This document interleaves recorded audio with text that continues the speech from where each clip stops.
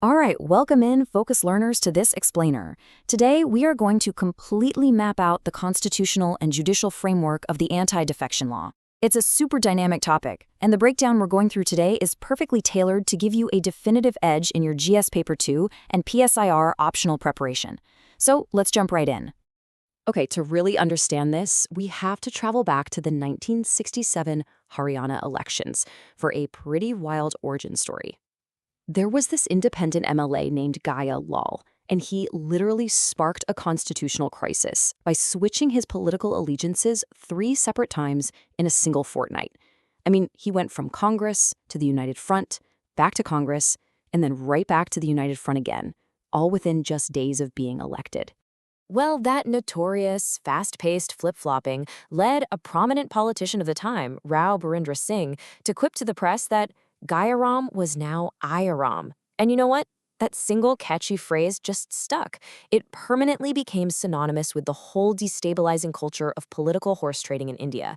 And it perfectly highlights exactly why a legal mechanism was eventually needed to stop it. So, to give you a perfect structural framework for your exam answers, here is our roadmap. 1. The Aaya Ram Gaya Ram era. 2. 10th Schedule core provisions. 3. Supreme Court judicial pronouncements. 4. Critical issues and loopholes. And 5. Reforms and way forward. Starting with Section 1, the Aaya Ram Gaya Ram era, and the historical context, we really need to see how rampant opportunism in the 60s and 70s practically forced Parliament's hand. Because this didn't happen overnight.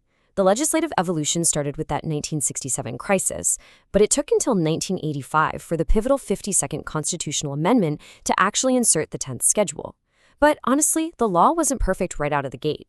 Originally, it allowed a split if 1/3 of the members defected. Eventually, by 2003, Parliament passed the 91st Amendment, which tightened things up by completely removing that 1/3 split exception, making defection significantly harder. Moving right along to Section 2, the 10th Schedule core provisions. Let's break down exactly what the Constitution says constitutes a defection today. These rules are pretty straightforward at first glance. A member gets disqualified if they voluntarily give up their party membership or if they defy a party whip, meaning they vote or abstain from voting contrary to their party's direct orders. Independents can't join a party, and nominated members can't join one after 6 months. But there are a couple of major exceptions. A member elected as Speaker can temporarily resign their party affiliation without penalty, and disqualification doesn't apply if a party merges with another, provided 2/3 of the members agree to it. Now, here's where it gets a little tricky. Applying these rules isn't always black and white. It's absolutely vital to note the Supreme Court's clarification in the 1994 Ravi S. Knight case.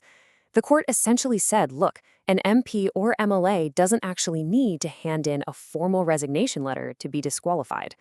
A member's actions alone, like, say, actively rallying for a rival political party, can heavily imply they've willingly given up their membership. Which brings us to Section 3, Supreme Court judicial pronouncements. For analytical answers, citing these landmark cases is completely non-negotiable. The 1993 Quixota Holohan case is a massive landmark you have to know. First off, it upheld the law's constitutionality, confirming it doesn't violate a legislator's freedom of speech. But the real game changer? The court used the doctrine of severability to strike down paragraph 7 of the schedule. Paragraph 7 had originally barred courts from interfering at all. By striking it down, the Supreme Court established that the Speaker acts as a tribunal, meaning their final decisions on disqualification are, in fact, entirely subject to judicial review. Fast forward to 2016, and we see how this builds even further. The Nabam Rabi of judgment placed a huge, practical restriction on the Speaker.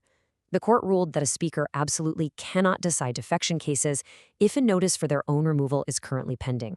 The logic is pretty solid, right? A Speaker whose own job is on the line shouldn't be deciding matters that could artificially protect their own majority in the House. Then there was this ongoing issue of Speakers just sitting on defection petitions for years to protect their bodies. To combat those tactical delays, the Supreme Court laid down the law in the 2020 Kesham Megachandra Singh case. They ruled that disqualification petitions must be decided within 3 months, barring any highly unusual circumstances. Okay, Section 4, critical issues and loopholes. Because despite all these rigorous legal frameworks, political instability in India is still very much a reality. Why is that? Well, the biggest culprit is this interpretive ambiguity in paragraph 4. This is the main loophole being exploited today. See, paragraph 4 requires 2/3 of the legislative party, meaning just the elected members sitting in the House to support a merger. It doesn't necessarily require the original political party's national organization to agree.